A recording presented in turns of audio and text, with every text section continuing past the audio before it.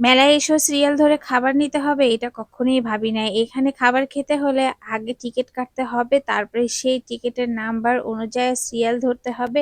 তারপরে তারা ডাক দিবে নাম্বার বলে, তারপরে হচ্ছে খেতে হবে। কি একটা অবস্থা বুঝতে পারতেছেন? এটা হচ্ছে তুর্কির একটা রেস্টুরেন্ট। এটার নামটা আমি সঠিক জানি না, ভুলে গেছি। আর এখানে হচ্ছে শর্মা, তারপরে হচ্ছে রোল সবকিছুই পাওয়া যায়। আর এই খাবারটা হচ্ছে অনেক ভাইরাল। আর এটা হচ্ছে টার্কি মুরগির রোল।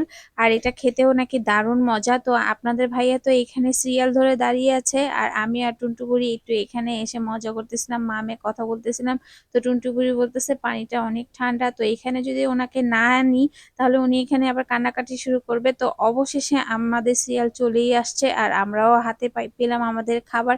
তো আমরা হচ্ছে রোলটা হাতে নিচ্ছি, আর আমি দেখছিলাম যে কি একটা অবস্থা। এইটার জন্য আমরা ১ ঘন্টা পর্যন্ত অপেক্ষা করতেছি। এবার খেয়ে দেখি যে কেমন মজা।